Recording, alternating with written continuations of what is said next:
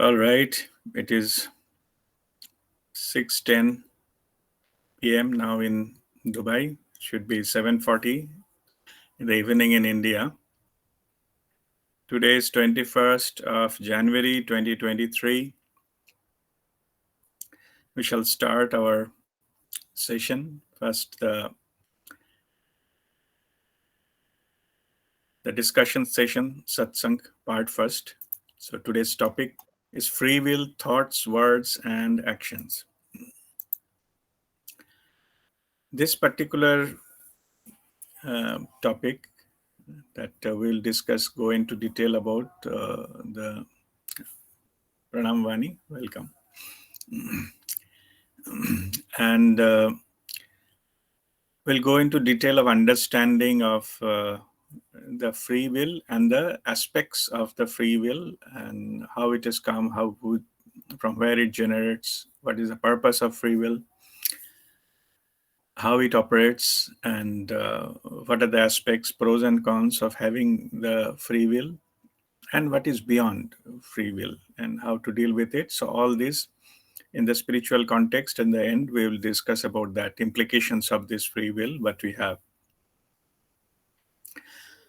So it is not a new topic. I discussed about it earlier also. But the thing is, I feel that time to time we need to revisit the topic and we need to refresh our understanding. Welcome, Sureshi.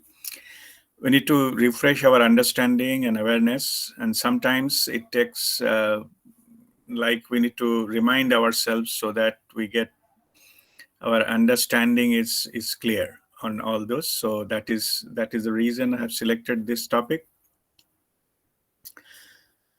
And the free will is basically that what is the let us start with our initial question. What is free will? Free will is a power of choice. It is we can choose anything we like to think, like to say, like to do.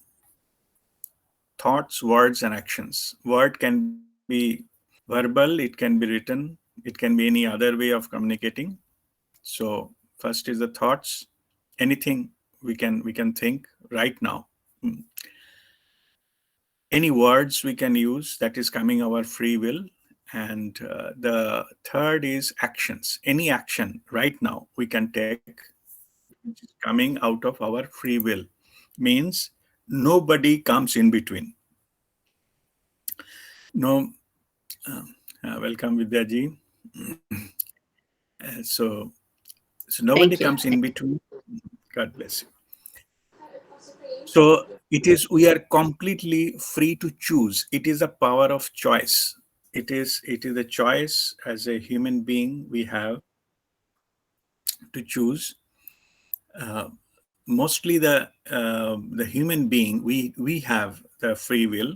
Uh, Welcome, Sonali. We have the free will to choose, and that's what the free will is all about. So this is the free will, but from where the free will has come, how free will it operates, and from where it has come, it is given to us by the creator of the universe. We last session we discussed in detail that who is the creator or who is God, and what is the, we use the term the God of our understanding. Like it's a different. So I'm not going to visit that again, but it is a creator who created human being. And as I mentioned in the last session, I'm not using the term the God. So you will use the creator or the source, or the one. The creator created, and this part you listen carefully. That gives you why the free will has been given. The creator, when creating lot of things, it is from the mineral world and the animal kingdom and etc. So on the planet Earth, human being is the final product. It's a only human being can get enlightened. it's animal cannot. They still have yet to go through those processes, so they don't have all the free will. They have to undergo certain rules and regulations and the patterns, and so given pattern. So they're not that. Slowly it evolved from the mineral to plant kingdom to that animal kingdom and the human being finally, and human being also, and the human being from that the ego based to that the spiritual context, that awareness based, in the evolve in the awareness, and then only it is coming to the complete their journey. So this particular aspect, free will, has been given to the human being and some evolved animals also. I'm not saying completely they don't have anything, but I'm saying that mostly it is the human, the characteristics. Free will is the highest power of empowerment given by the creator to the human being. Like, it is like the in a family that there are a lot of maybe brothers and sisters. The eldest one has been given a lot of freedom, a lot of choices to make, a lot of power, a lot of support. So to utilize that, to operate. So, and younger ones, maybe it's this child and all, they have not given that much kind of empowerment. So same here. So human being is so-called most evolved form of the living being on planet Earth. And they have been given this empowerment of free will from the creator, so that they can choose their own life path. They can choose what they like to do. It is not like a specific, we already discussed earlier about the destiny. So the destiny is not something, it is given by the creator, or it is not fixed. The destiny is created by our own soul consciousness to have certain experiences in a lifetime. So it is our own soul has also got a free will to choose what is the next incarnation, whatever we like to have. So it is coming under that soul's free will. And when incarnated, then even the soul cannot interfere into a day-to-day business. It is coming under our free will. So we can, three areas, what I mentioned just in the beginning, the thoughts, words, and actions. So why this empowerment has been given? Because we are most advanced living being on planet Earth, most advanced species on planet Earth. So we need a freedom. We need the freedom of choices. We have to decide our own course of actions so that finally we evolve. So this is from spiritual context. This free will has been given to human being as a highest expression of love, pure love. The creator has been given out of love. It was not compelled to give something. It is out of pure love. It has given its power. Human being has been created in the image of the creator. We have all the features, whatever the creator have. And in the image of creator, human being has been created, and empowerment has been given because out of pure love, that is the highest form of expression of love, that the creator has been given to the human being in the form of free will. So this is the fundamental reason that all of us, we have the free will. And as I said earlier, once we incarnated, nobody comes in between, not even the creator. No force into, welcome Shweta, no force in this world comes in between. By our own choice, we may not to talk, not to act on something, that's our choice. But we can, at this moment, whatever thoughts, words, and actions we choose on only by our free will. And free will is all about having the choice all the time.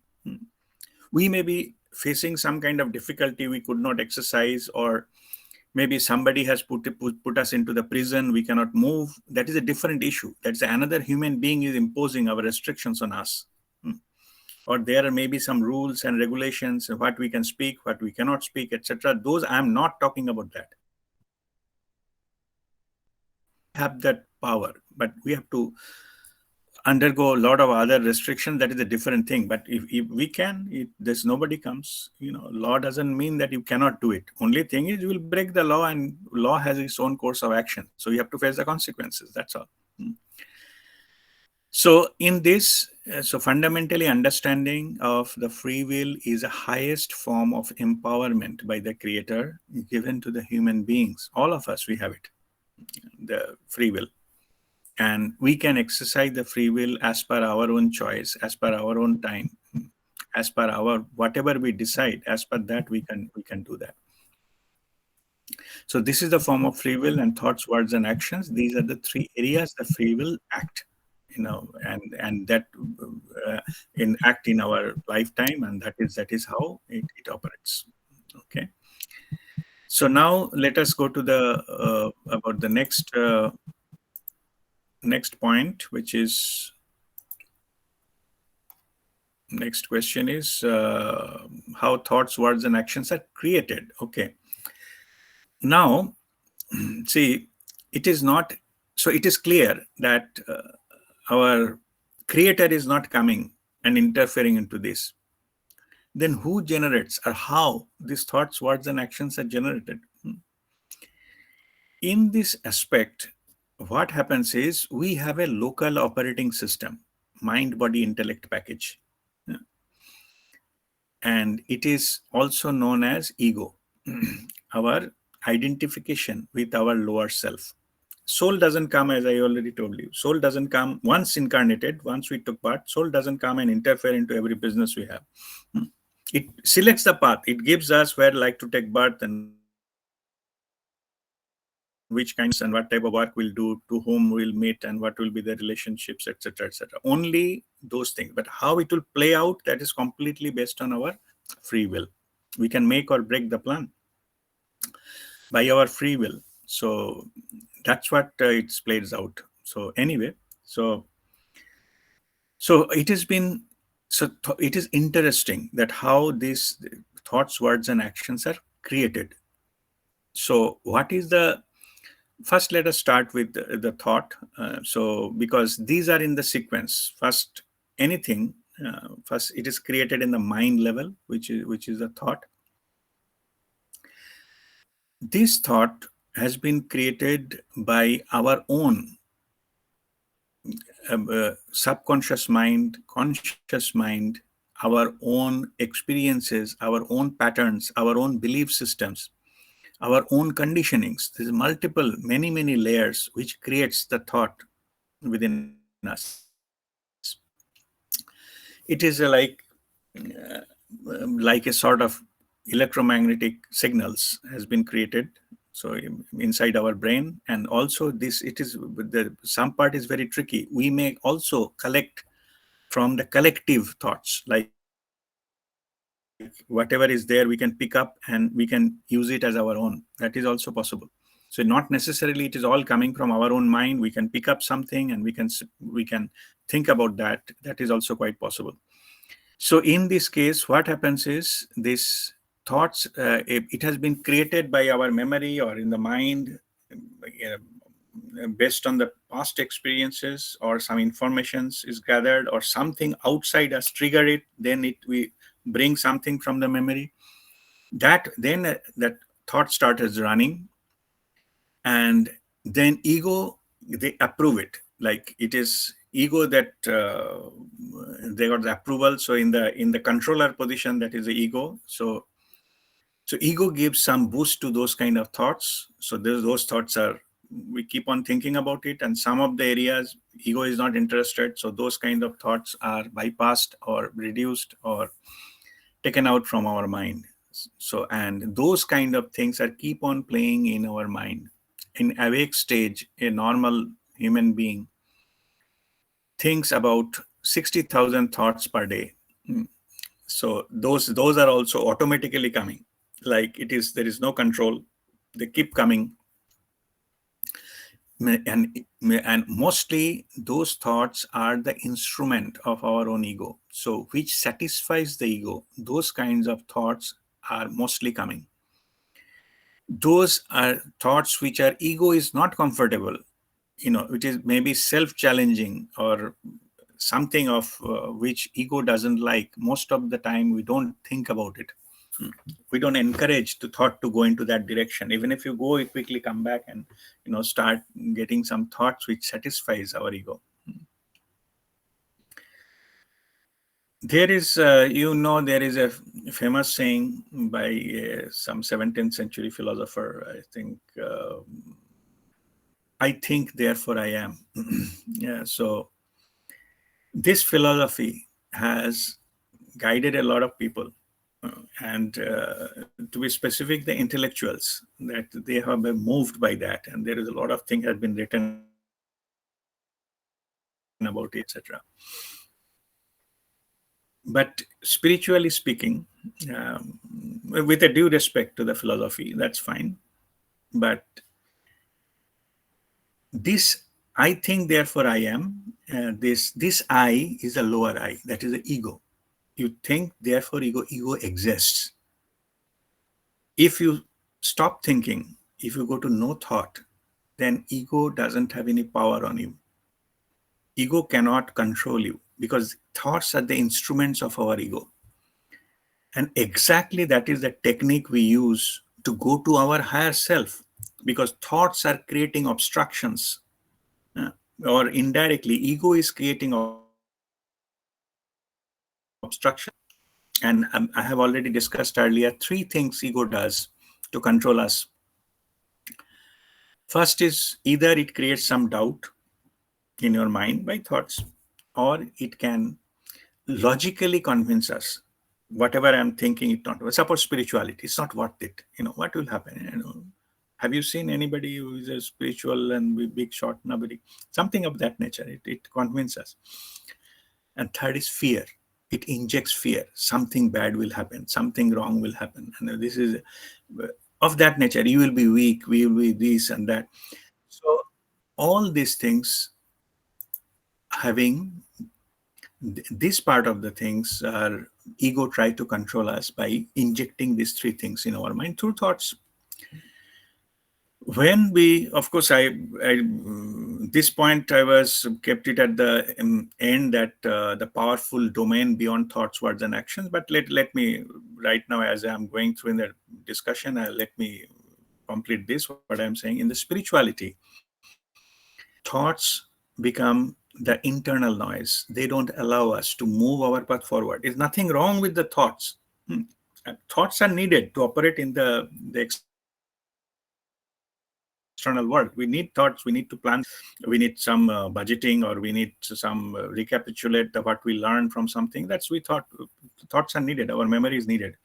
But it is in the spiritual journey that become a burden, that become an obstacle. We need to get through this obstacle. And the first thing we learn on the spiritual path is to silence our mind. Stillness of mind is needed. And that's what we practice by meditation. And many other techniques. The master will show you many techniques how you can achieve that, the thoughtless state and all those. There's a very, very powerful state. And that helps us to go for the tapping the higher power or higher level of energy and all those kind of things. So you become from the human being, you become a multidimensional being from there. Otherwise, we get limited to our mind and ego, and you operate there. There's no criticism. I'm not saying they're wrong. I'm saying they are limited. There is like a car. No matter how fast the car runs, it cannot go to moon. It's not a proper vehicle to go to the moon. So you need a rocket. So if you like to operate only on the surface of the earth, there is a lot of cars, and good car, bad car, fast car, costly car, fancy car, many racing car, many cars are there, but none of them can take you to the moon. For that, you need another type of vehicle. For that, you have to get out from your car and sit down in a rocket. So same here. So if you are only try to operate within this earth and the ego field, and that's okay. That's fine. Thought level is fine. Use your free will and have thoughts, words, and actions. It will take you. You do whatever. Most of the people, they operate their life, eat, drink, and be merry, be happy. That life ended. So there. So I have seen my a lot of past lives. Many lives are like that. It ended there. eat, drink, and be merry, and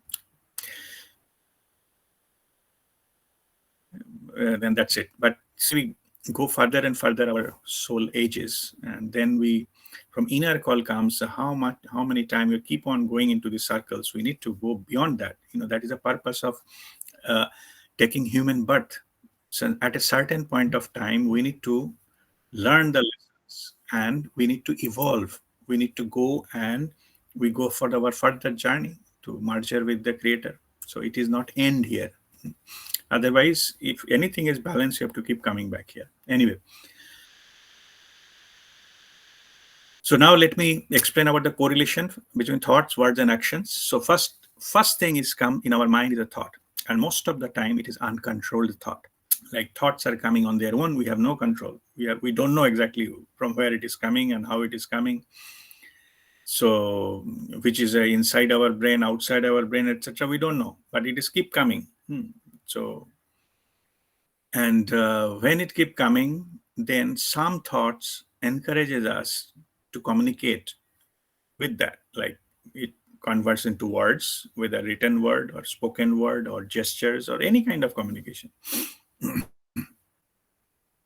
So, or like body posture or expression, whatever, any form of communication, if the thought starts with these words, spoken or unspoken, and sometime thought, the words that lead up to some certain actions, or we can bypass thought, go to directly to the action. Those are all possibilities. We can take some action based on some thought which is coming into our mind. Like it's a planning stage and that is execution stage.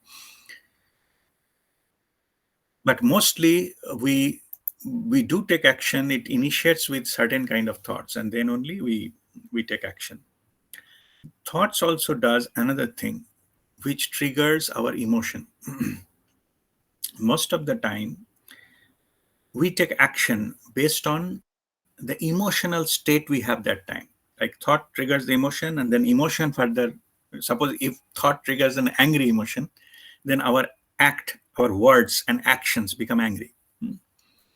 So this kind of thing. So if some thought creates some happy thing, and then our words and actions become expression of happiness, like that. So it started with a thought, then you go to the words, um, and or action. It takes some action, and they're not necessarily. Sometimes only you can think without any action. That's also quite possible. But it goes into this sequence.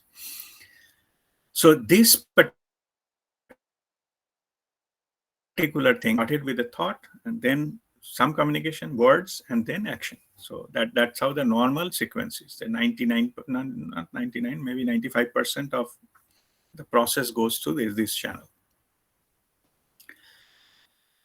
So in this case, and as I said, all three of them these are governed by our own ego. That is which is our local what do you call the operating system, which is a mind, body, intellect package. It operates that. And in this particular, unless we choose consciously to tap into some higher power or something, it doesn't come interference into all our daily lives and what we do, what we say, and all these kind of things, our business. So this is how it operates. If we would like to go beyond that, we have to work for it. We need to do our own, which is called sadhana, a spiritual thing, which you go to tap into the higher power or something, which is go beyond your human capacity. Like you wanted to get your own answers. Like some of the answers are in your past life that you don't have any memory of, but our soul knows it. So you have to go to that level to get it. This kind of things, many powers are beyond our physical abilities, so that we can tap in by walking through this path into the spirituality and tapping into the higher energy domain and higher dimensions. And for that we have to pass through this level. We have to quieten the mind and go beyond our ego level. And that exercise, how we do it, that is called sadhana. Sadhana means the practices, spiritual practices. So it's like, more we do, it is our own direct experience, like eating food. Nobody else can does it on our behalf. The moment somebody else does it on our behalf, we already second hand. It is no use for us. All of our experiences are unique and direct. Of course, we can take help, we can get a guidance, we can get an idea of if somebody is sharing something. Of course, that will helpful, but that itself will not take us to that experience. So we have to be very clear about it. So, like eating food, somebody else cannot eat food. If we get hungry, somebody else cannot eat food on our behalf. We have to eat. End of the day, somebody can cook it, somebody can prepare it, somebody can demonstrate it, somebody can recommend it, somebody can take us to a restaurant or bring some food. But end of the day, we have to eat it ourselves to get the direct experience. And that's what the spirituality is all about. The higher, which is beyond thoughts, words, and actions, that is that domain. As I mentioned, sadhana in, if you just wanted me to summarize in one sentence, it is learning how to quieten your mind. That's all. As per your will, if you can stop the thoughts in your mind, you are a master. And that's what we learn in the sadhana. That's what the spiritual practices are all about. And if we can make our mind silent continuously for 45 minutes, then the God spot opens and the broadband connection opens up permanently. So, and this particular process, that is a process of enlightenment. So it all starts with quietening the mind. So that's what the sadhana is. People spend, months and years, if not decades, to just to practice to reach there, to go to that level where we can do that. There are masters who can guide you how to do that. So the difference between a normal human being and a master is, master has a full control over his or her mind. At will, he or she can stop the thought at any time and hold it there for any amount of time. So that is the difference. So it is a matter of practice to reach there. So go to a scenario where there is no thought coming to your mind, and because every thought takes energy, 60,000 thoughts, as I said earlier, that people think many thoughts coming and going, and 99% of thoughts have been no use, no practical use. Either we grudge something happened in the past, or we worry about the future, what will happen, and that is the 99% content of the thoughts. Okay. So as the spiritual master, they have control over the thoughts, they don't fall into this category. This 99% thoughts, they stop. That creates huge amount of energy, because everything is form of energy. Even the thoughts, it takes the energy. Because those energy are not wasted in the thoughts, those energy has been used like a booster to the rocket which takes to the moon, which goes to the higher dimension. So thoughtless state, that which has been learned by sadhana, those energy which is saving from this will boost you up. Automatically the cellular vibration goes very high, because those are not wasted in the thoughts. And those particular type of things have been used, those energies, has been used for upliftment to the higher level and getting into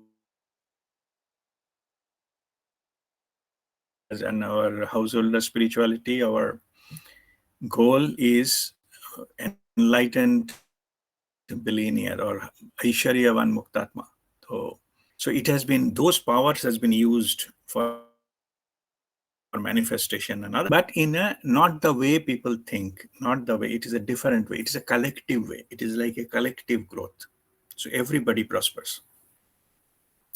And the path of that is based on love, which the power, it is already created human being. But normally, so what is the difference then? What is the difference of the normal operating and the operating like a masterly level?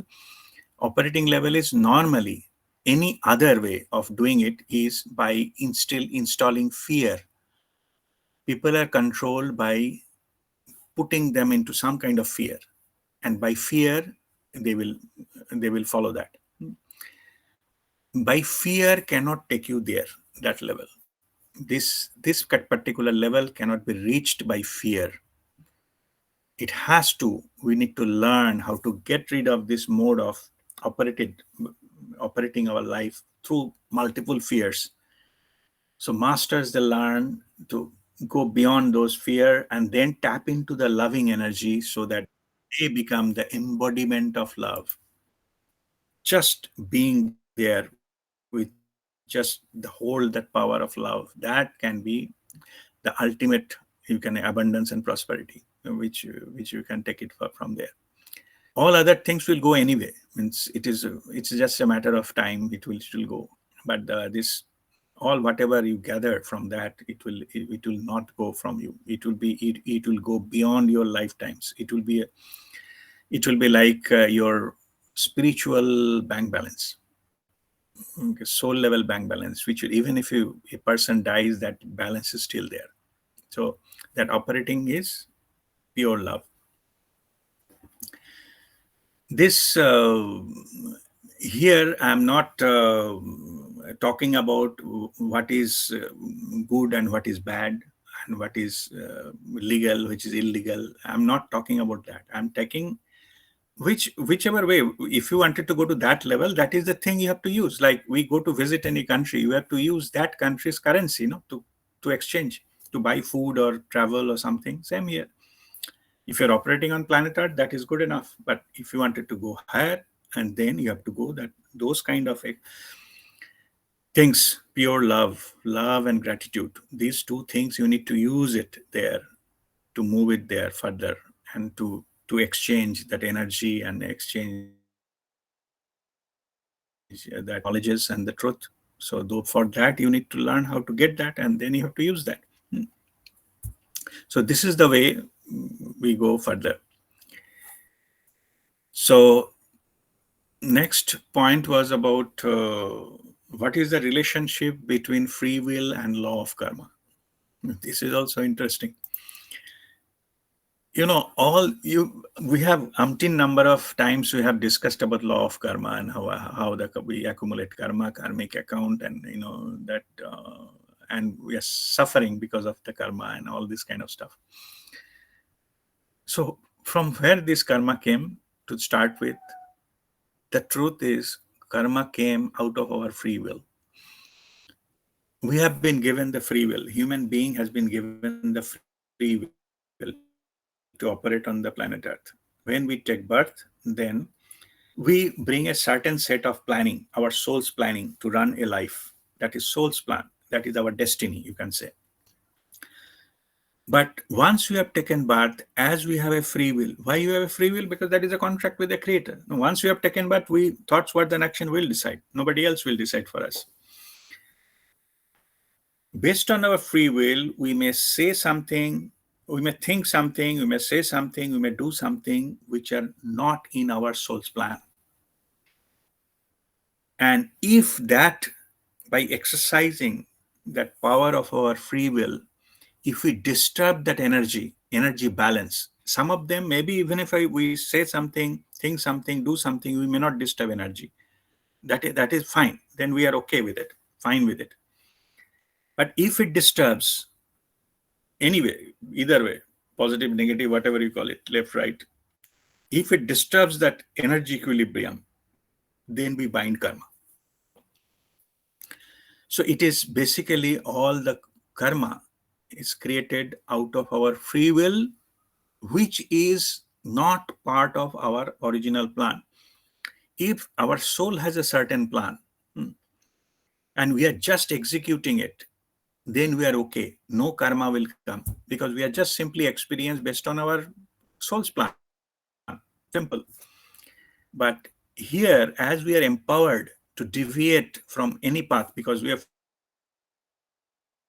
free to choose, soul wants us to go that way. We say, no, we don't want, we're not interested, I'll go this way. It's okay. We face the consequence. You go landed up somewhere else. And then again, you have to come back to the track. So there we spend a lot of time, a lot of effort, a lot of energy. Sometimes it goes into lifetimes. If that lifetime it is not possible to conclude, then we go to the next lifetime and next, so forth. Maybe something is so serious, you have to multiple lifetimes. attempts to settle some activities, something we have done out of free will at a certain life. Those are all possible. So, there is a direct relationship between the law of karma and our free will. The karma itself has been created based on our free will. If we didn't have a free will, like if we are a robot, then we don't have any free will. We'll not bind any karma. We are just simply following the instruction we are getting and something like that. So that is the reason. Like a tree and all, they cannot move and they cannot fight, they cannot talk, and no way a tree can bind a karma.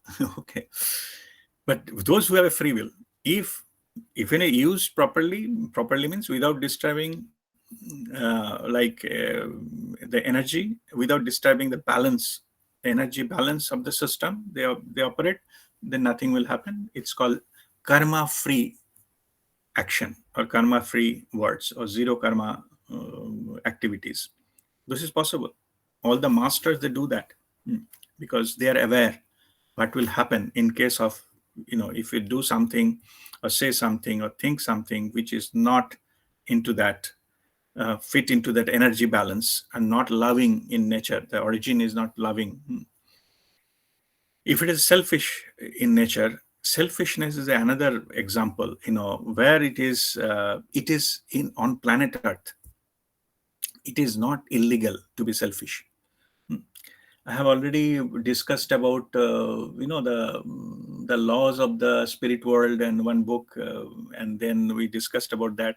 There they were saying that from the other side, they are saying the here in this world it's not illegal to be selfish, but in that world, spirit world, most common factor which drags the progress of a spirit or soul, because those activities are selfish in nature. So in there, it is not acceptable to be selfish. But here, nobody, it's okay.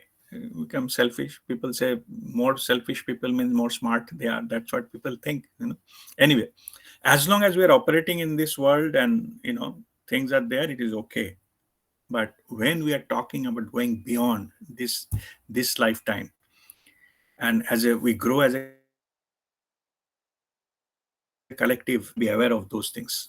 Our thoughts, words, and actions. More we go to the selfish mode, we go to the ego path. More we go to the love and expression and the collective and helping people and all those kind of things, we go to the other way. Because then slowly we come to a level when we become a divine agent.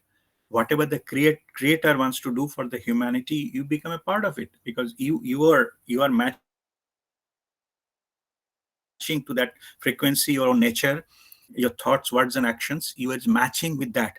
You have to, by your free will, you have to choose that to be the part of that. Nobody is compelling you to do anything. So by your own choice, you have to come out of the selfish cell, or your so-called golden cage. Even if it is a cage made of gold, but it is still it is a cage. So more we realize, all the masters and all who are spiritual path, they know it. Yeah, they don't stuck into this golden cage. They never, because it is useless. At one point of time, it will go anyway. You have to leave your body, you have to leave your name, and all this kind of thing. So why to stick to something till the end, where you have an opportunity in this lifetime to go beyond that? You explore that.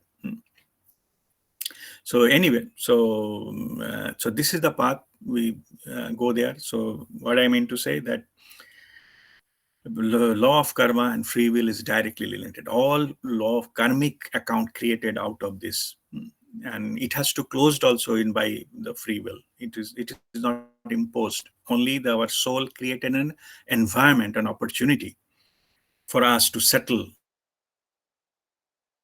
those karma. Forget about settling. We can create more harm and more chaos, and we can bind more karma and go out of this planet, and end this life with more karma, more burden. That is also possible. Anyway, so this is about that interrelationship between the law of karma and all. And then next point is spiritual quality of congruence. In the congruence is okay. Before I come to congruence, most of the time we have a free will. So thoughts, words, and actions. Most of us, because of the reason prompted by our own ego, knowingly or unknowingly, maybe we don't know that we have been prompted by our ego or our own selfish motive or whatever. Basically, ego driven. We think about something else and act something else. Okay, it's very common. We think it is our smartness. We fool people. We can fool many people, maybe 100% people, but we cannot fool ourselves. So this, if there is, whatever we think, whatever, then we say something and do something else, then we directly fall into the trap of our own ego, and we cannot progress from there. And that is, most of the time, the hindrance of our spiritual progress is this matter. Our thinking, saying, and doing actions are different. Sometimes unknowingly, by pattern, like it's a habit pattern. We cannot do something about it. In that case, the masters only thing, if you knock the door, then only open. If you're interested and you knock the door, then you will get the help. Hmm. It can be found. Sometimes it is fall into our blind spot. Blind spot means I don't know that I don't know. And more the blind spot one people is having, that much egoistic the person is. If some person thinks that I know everything in this world, that person is having biggest blind spot. Great masters, even I talked about the Newton, no? Isaac Newton, after finishing his lifetime, it saw a lot of discoveries and gravity and laws of motion, whatnot. End of his lifetime, he said, in the ocean of knowledge available in this world, forget about which is beyond. In my lifetime, in the ocean, my lifetime, I just collected few grains of sand in the sea beach. I'm not even in the water. That much knowledge is available. So in the level of the Newton, on that kind of level, what he did was his blind spot has diminished. He's gone. He realized how much things he didn't know.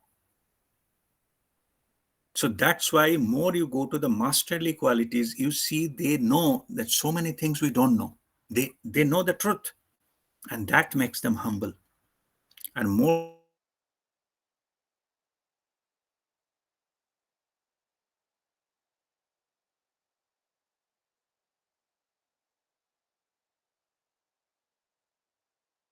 more they are capacity. We cannot have the every knowledge in this world. It's not possible humanly.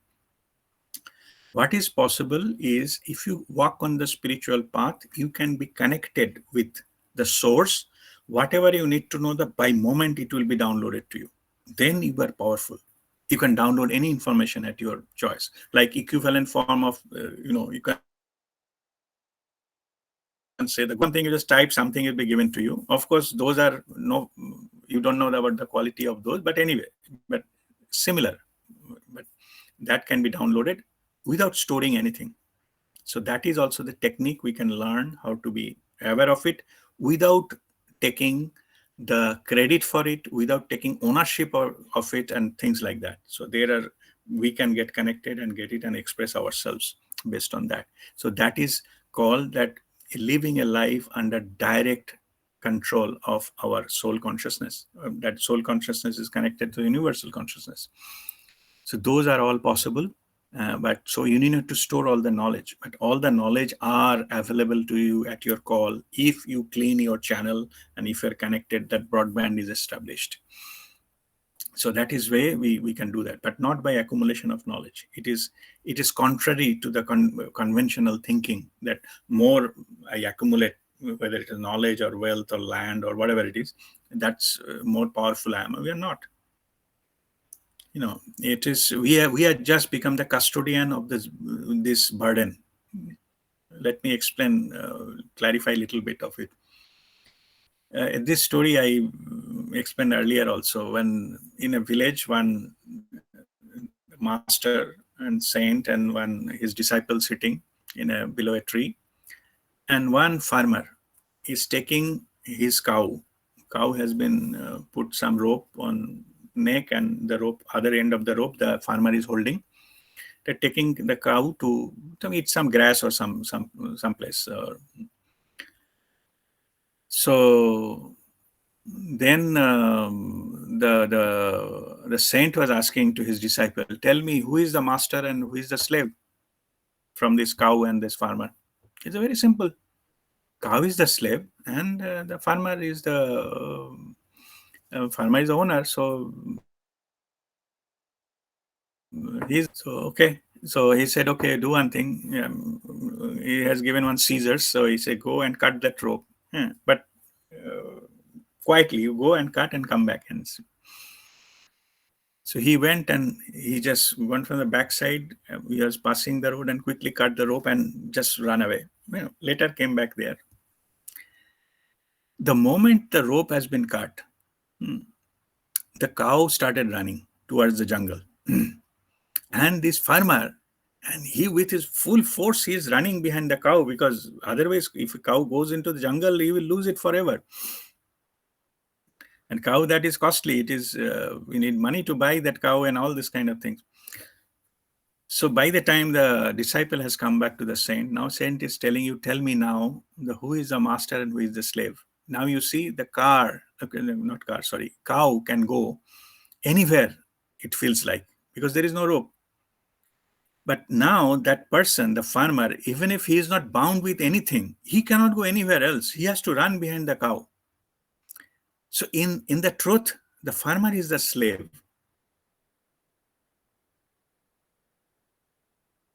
to his, in reality, in the real life also, so-called our life, our ego also, it is like that. Ego gives a false sense of that rope, that it is mine. It is not. It is your bondage. Whatever you call it mine, those are your bondage. Because you cannot go anywhere else living them. You are not free. If it is free, then even if without this bond, even if without ego, it will exist with you. That connection is loving connection, what I was talking about in the spiritual thing. If somebody is willing to be at your company without any kind of bondage, without any kind of compulsion, without any kind of fear, that is a loving connection. And that does not need to be established through any physical means like the rope. And those kind of things are finally lead to that. So like any relationship between a master and the disciple is like that. It is nothing to do with the rope. It is nothing to do with that controlling and holding and demanding and things like that. It is that loving connection which connects, and which is the pure form with everybody maintaining their own self-respect, your own dignity, and everything like that. There is no up and down. So that is the state of that. So that's why I just given this example to understand that this fact. And the last point, the powerful domain beyond thoughts, words, and actions. I think I have already explained it before. That is a spiritual domain where thoughts, words, and action does not matter. In the soul level, there is no karma. Soul doesn't bind any karma. I think many times this topic has been, some people ask also that whether my soul will bind any karma. Soul never binds any karma, because karma doesn't belong to soul. It's only on the incarnated body. So that's why if we bind any karma and we did it in this lifetime, we have to come again to settle that in the incarnated body, because the body has created the karma. It has to be settled in the physical body. It cannot be settled by the soul. And that's why all the soul is creating the environment so that we can incarnate again and finish it off. And if somebody is liberated, means he or she finished all the karmic thing. So it is the life will be passed as per the divine guidance, and there is no coming back here. That is ultimate liberation from birth and death. So So this is the final goal of the human life, to come out of this shackle and come out of all these kind of illusions, come out of all these kinds of ego traps and bonds and things like that, and we liberate ourselves. Because otherwise, it will end anyway, and again you have to come back to settle all these things. But our thoughts, words, and actions have been created. And also, this there is nothing called justifiable thoughts, justifiable actions, and justification itself is our ego stuff. I was telling the three things the way ego controls us: creating doubt, logically convince us that whatever we are doing is right. Justification is one of them. Okay, it justifies that whatever we're doing we are best, and whatever things. So those are one of them. Our ego fools us into this karma. So when we go above, when we go to the spiritual level, soul level, then we can see our own blind spot. At one level, nobody else in the world can show you where your blind spots are. You need to find it out on your own. And to do that, the level you are in, you cannot see the spots there. So you have to level up yourself internally. And then you can go to the level, what is called self-actualization. Maslow's law of hierarchy, the final one is the self-actualization. And in that domain, initially maybe some master and all can guide you, but ultimately it is you become your own guide. Your higher self become a guide of your lower self. Your inner guru guides. In the light of awareness, you see the things, your blind spot disappears. It's an internal process. It cannot be told by somebody or some management tool or technique. We have to go into that level of awareness whether we can see, and the more we focus on the blind spot diminishes, and then we go into the state of light, that the awareness. With this, I will conclude our this discussion. So if you have any question, so I'll be happy to answer them.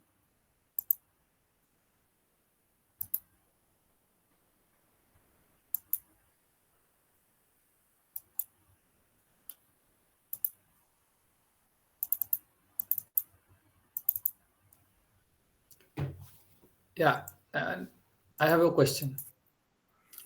Yes, please. Free will generates the karma. That part is very clear.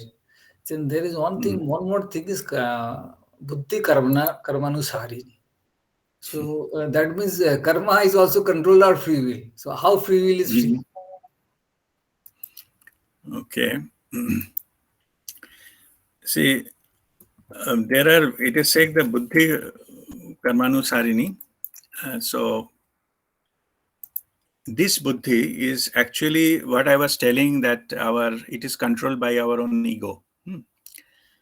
So based on our karma, we created our own mindset, and that mindset prompts us to do something. So I was explaining that if something like if some time has come that will be punished by the law, then my mind will play here, I will not get caught. That idea that I will not get caught, I'm smart enough, this has been prompted by my ego. And that particular time, ego is completely influenced by the karma, previous karma, because my time has come to get punished. And ego is in the driving seat. So first thing it does, it captures the ego, captures the mind basically, and tells me that nothing will happen. You go, nothing will happen. Yeah. It convinces me three things: doubt, convincing, and fear.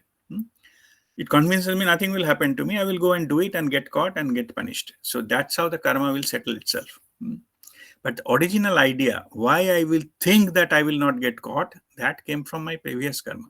So buddhi karmanusarini. So this kind of so-called bad buddhi, like this kind of idea will not come if I am in another type of karmic level, or I am in the completely spiritual level. I will not get trapped into all this kind of karma. So that's why it's called Buddhi Karmanusarini, but it's a cycle. We did something, and based on that, we again generate karma. Okay, that generate karma again controlling. So it's a cycle. So that's how it works. So to come out of, to understand that it is a cycle, it is a trap, we need to go beyond that. That's what I was talking about, like blind spot, etc. So only awareness can lift it up us. In the light of awareness, we can see what's going on, and then we can take appropriate action. Or will not take any action, even though my mind is prompting. I say no, we'll not do that. It may create some problem, and I will be stuck into this karma. It's enough, for the whatever I had, it's enough, and now let's move on. And here also, if somebody is in the spiritual, they'll surrender everything to the divine, like whatever because nobody is perfect in this world. Everybody is work in progress. So that is also true. So how to do it? You surrender. Is it best of my knowledge, best of my understanding, best of my awareness? This is what I'm doing it. Please take care of it. That is a form of pure. By the way, that reminds me, I didn't explain what is congruence. Okay, I go into discussion and then okay. Now let me take this as I reminded about that. Congruence is, as I was telling, thoughts, words, and actions. We think something, say something, do something. Spiritual quality of congruence, who has all three aligned. When the person, the way he or she is thinking, the same way is talking, and same thing is the action is being showing that it is action. So if all these three things are aligned, that is called the person is in congruence. And whoever has got that quality in spirituality, that called that he or she is, the person is of the character, spiritual character. In the spiritual character, a person having this character does not nothing to do with our common, like morality and things like that. Morality is man-made issue. Character is, in spirituality, is a person who is in congruence of thoughts, words, and actions. Even in the free will, all are aligned. Means the way the person is thinking, similar way is talking, and action is also taking similar way. There is no such thing called, conflicting or saying something, doing something, and all those kind of things. So that is also there. Okay, Nirbam. Okay, God bless you. Any other question? Yes, Guruji, I have a Chaitali. small question. Yeah. Guruji, you said fear is our a part of our ego. So I want to ask, guilt and happiness also are part of our ego? No. Fear is not part of our ego. What I said is our ego controls us by installing fear in us. Fear is a tool how ego controls us. Okay, if you don't do this, this will happen to you. That is the way it is controlling us. So ego is controlling by using the fear as a tool. That's what I'm saying. I'm not saying ego is fear. Okay. So fear is a tool. What we need to learn is from fear-based techniques to go into the love-based techniques, which will be the purest form. And we have to understand that there is no need to control. We can still enjoy all our life. So instead of happiness is a state of mind, what you asked, but the purest form of that is the joy. A spiritual master, but the person with a high level of awareness, all the time, they are in a pure joy, pure blissful state. They're not getting affected by what is happening and, who told me what and how much money I got cheated, etc. Nothing. Okay, this is also yours, that is also yours, all those things. Okay. But internally, they are always at peace. They are always at a joy. And that stays there with them lifelong, rest of the life. That doesn't go. Happiness is a mental state. Like happiness, somebody says something wrong, your happiness goes. Okay. But it is in the joy is not dependent on that, what somebody else says or does or this and that, and there is no such thing. You live with a full level of awareness and understanding, and whatever it comes, it accepts, and there all the time in the internal joy. So that joy doesn't go from anywhere. Okay. Shreyashi, your Thank you, question. Vani, Guruji. I'll come back to you. Uh, yes, Guruji, you spoke about congruence, right? So, Yeah. sometimes, like for example, in our professional world, we may not Mhm. be having this alignment. Like whatever we are Mhm. thinking, maybe we will not say that, or our actions may not be aligned. So, I wanted to understand from you, like um this congruence we have to like maintain in all the aspects of life. Um, there, it should be yes and no. Let me explain what I mean by that.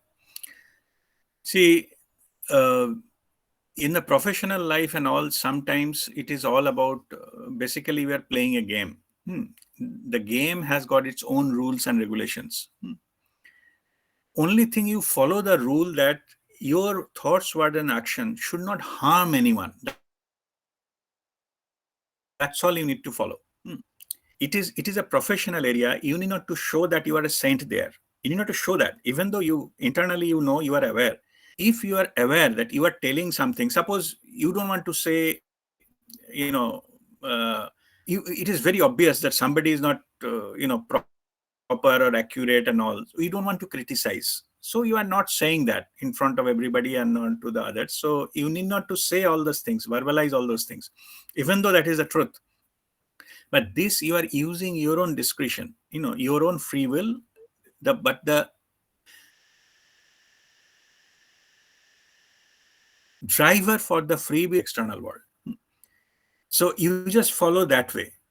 But it does not mean that you need to go and you have to all the time, you have to, whatever you are thinking, you are telling them, and that's why you are spiritually grow. I'm not saying that. Hmm. It depends upon which environment you are in. Try to calm down the environment, not to add into it. That's all. Use your power, use your awareness, not to create any further disturbance into the system. And but not to show the people, if somebody is not interested, no need to show them that what they are supposed to do, what they are supposed to say, and what is the purest form looks like, etc., because they're not interested, they're not ready. So no need to go and preach them.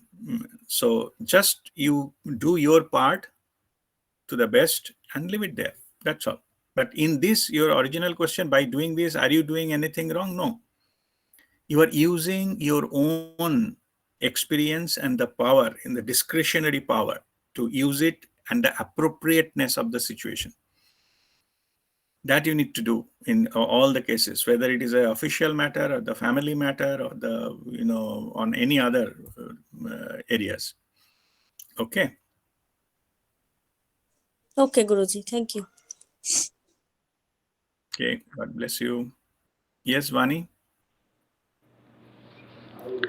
Guruji, I have a question regarding when you said soul doesn't really bind the karma, but each soul has an associated karma, right? That is why we keep like being coming back to the earth to Mm-hmm. um, neutralize it. Or so, Yeah.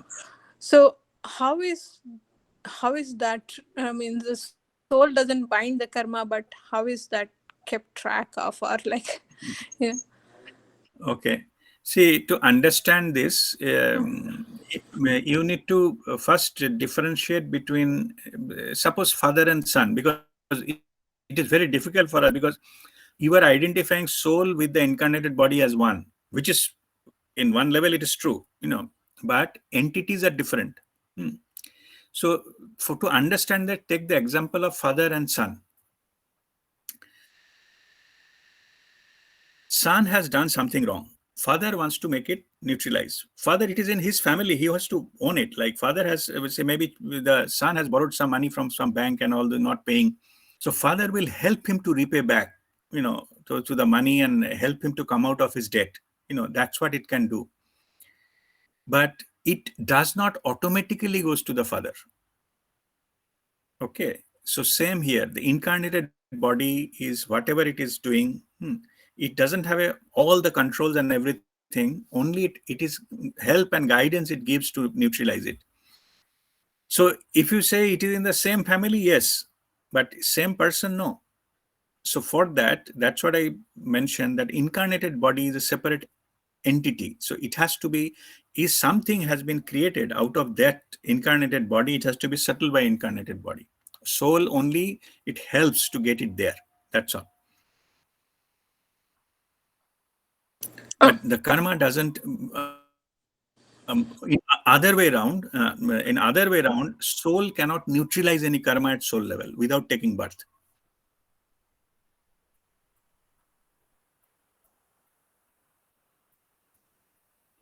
Okay, Vani?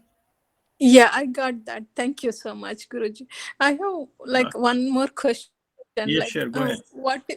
What is the relationship between our higher self and our soul? Yeah. Our soul, you can take that, our soul consciousness is our higher self. Okay. Lower self is our ego self, which is the physical body, mind, body, intellect packet. Higher self is our soul consciousness. Okay. Okay. Okay. Thank you, Guruji. I was just confused with the wording. So. Yeah. All right. No, that's fine. Yeah. Okay. Kavita raised her hand. Kavita, what is your question?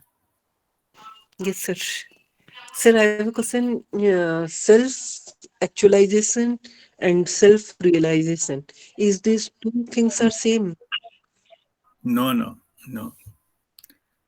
It's, self-actualization is that there is a Maslow's law hierarchy of needs, what people need.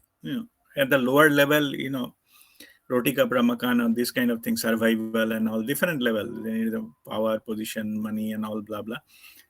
So at the highest level is self-actualization. Like whatever you are, you wanted to. In that level, there is nobody else you can compare. You can compete, and all of yourself. You have to make yourself better and better. That's what called self-actualization. Self-realization is through physical body. You have to realize that who you are in the higher self, actually who you are, what is your soul consciousness and all those things. That is called self-realization. So it is just breaking the illusion of our identity in the physical level and going to the level where it is your soul consciousness which knows everything and all. That is called self-realization. So that is a spiritual awakening, you can say. That is a self-realization. Self-actualization is just hierarchy of needs. Without even self-realization, self-actualization can happen to anyone. So that is quite possible. So those are not same. Okay. Yes, sir. Thank you. Okay. God bless you. Any other question?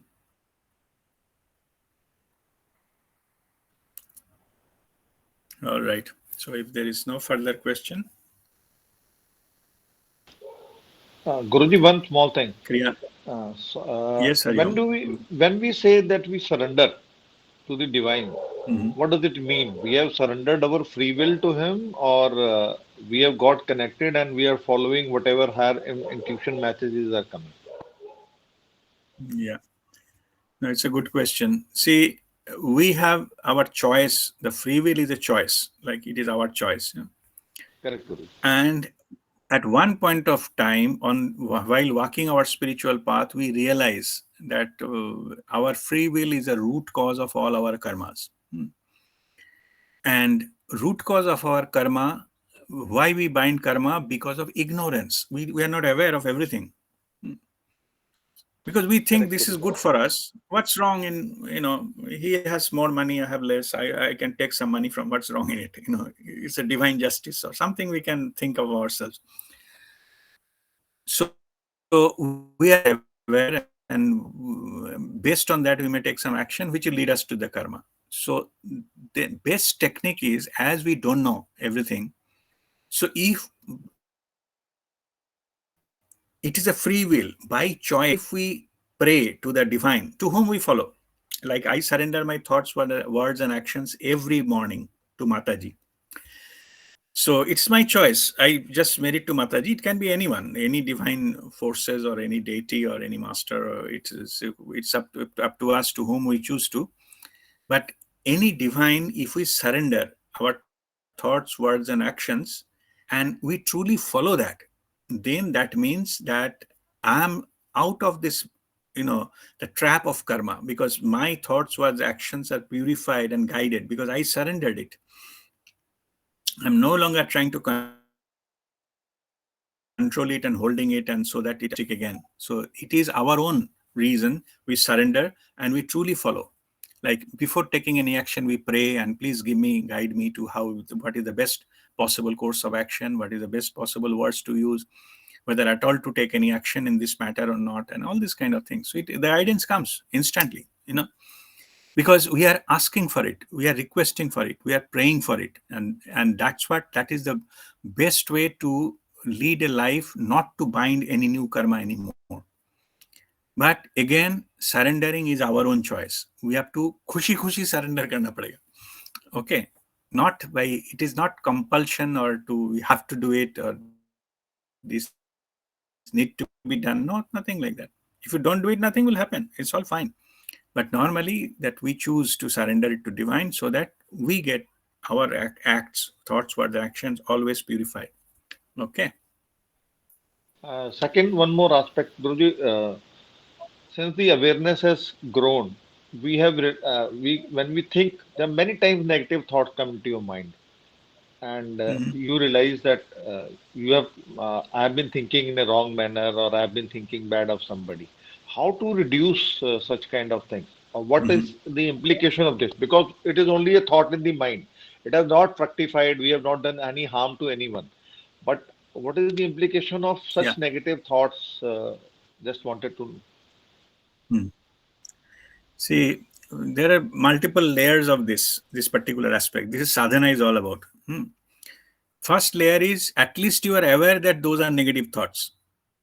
Okay. Correct, Guruji. Negative thoughts, they're coming to your mind, you are aware. Okay. Most of the people, they are not even aware that they are getting influenced by their own negative thoughts. First is my thought and negative. My goodness. Ego doesn't allow. Ego doesn't think that any thought is negative. Every thought is justified. That's okay.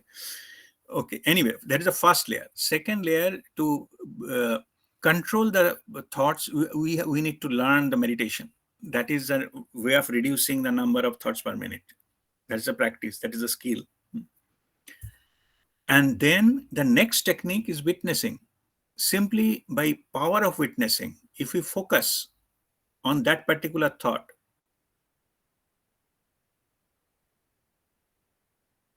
dissolves through our witnessing. The focus, wherever you're giving the focus, that dissolves. So if we have to dissolve that negative thought, then we have to simply give an attention to that. Witness. That will dissolve by itself. Okay, so Thank you, those Guru. are the different steps and techniques. Okay. Thank you very much. All right. Okay.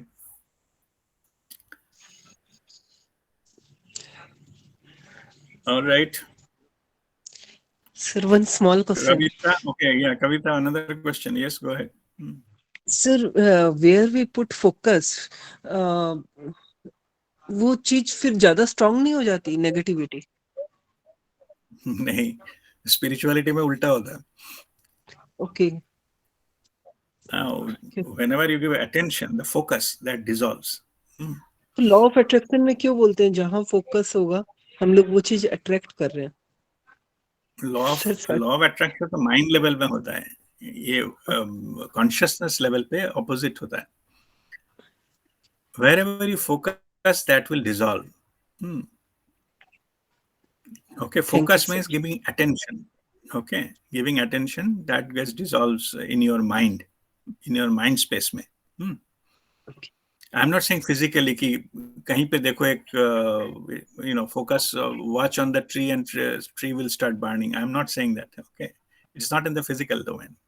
In your mind, if something, first you're aware that something is going on in my mind, and if you give a focus, that dissolve.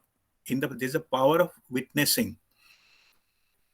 Okay. In the consciousness, the power of consciousness get channeled into it, and that dissolves it. But this means by this technique, a lot of things like addiction and other things can be healed. Okay, just by giving attention to that. That's all. So those are the sir जैसे spiritual techniques. सारा दिन में जैसे कोई negative बात हमने देखा है या सुना है किया है तो उस चीज पे फोकस करने से हो जाएगा या हम लोग को ये रिजोल्यूशन भी लेना होगा कि नेक्स्ट टाइम हम ये नहीं करें? नहीं, आप बाहर को छोड़ें. I am not talking about outside world. I am talking in your mind. कहीं ना कहीं तो नेगेटिव थॉट तो आ रहा है ना, उसको फोकस करना. बाहर कुछ भी हो, बाहर कोई लेना देना नहीं. इट इज बिकॉज बाहर इट इज नॉट, उसको फोकस करने में कुछ होने वाला नहीं मेरे है. माइंड में ही मैं बोल रही हूँ, अगर मैं नेगेटिविटी कुछ देखती हूँ तो फिर रिजोल्यूशन लें कि इस नेक्स्ट टाइम ऐसा नहीं हो, या सिर्फ फोकस करने से ही वो डिसॉल्व हो जाएगा?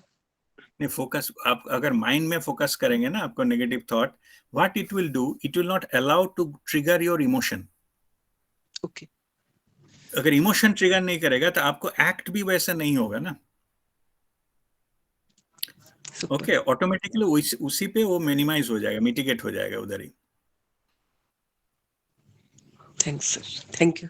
Okay, alright. ओके.